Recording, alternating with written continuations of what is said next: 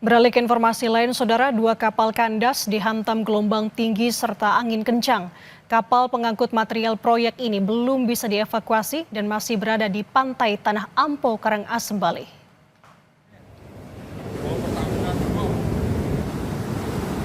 Gelombang tinggi menghambat proses evakuasi kapal. Untuk mengantisipasi hal yang tak diinginkan, Kepolisian Polairut Polres Karangasem mengamankan lokasi kapal kandas. Posisi kapal tongkang sudah miring, saudara, dan sebagian badan kapal sudah tenggelam akibat bocor. Sementara kapal takbot terhempas di bibir pantai. Nahkoda dan seluruh ABK selamat dalam peristiwa ini.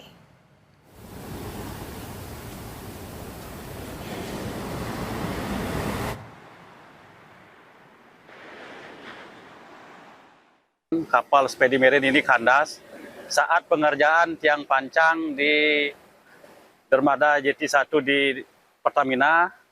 Kapal ini kandas karena adanya cuaca buruk ataupun gelombang yang kurang bersahabat. Nahkoda dan ABK yang saat kejadian berjumlah 7 orang, semua dalam keadaan sehat dan selamat dan sekarang dalam keadaan baik-baik saja.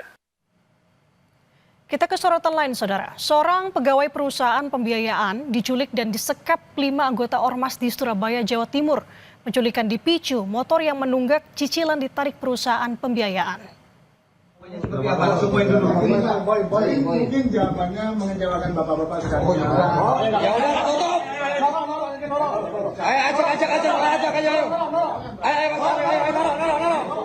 Pegawai perusahaan pembiayaan itu dibawa paksa dari sebuah gedung oleh 5 anggota Ormas. Korban kemudian disekap di kantor Ormas tersebut. Penyekapan dipicu penarikan sepeda motor yang menunggak cicilan oleh perusahaan pembiayaan. Padahal motor yang ditarik bukanlah milik pelaku. 5 anggota Ormas tersebut telah ditangkap dan ditetapkan tersangka, saudara.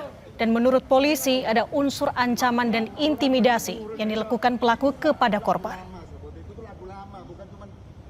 Jawabannya seperti apa? Langsung dulu. Bahwa yang bersangkutan diminta untuk menyerahkan kendaraan yang telah disita atau ditarik oleh SP. Atas peristiwa tersebut telah dilakukan pemeriksaan dan ditemukan bukti di dalam video.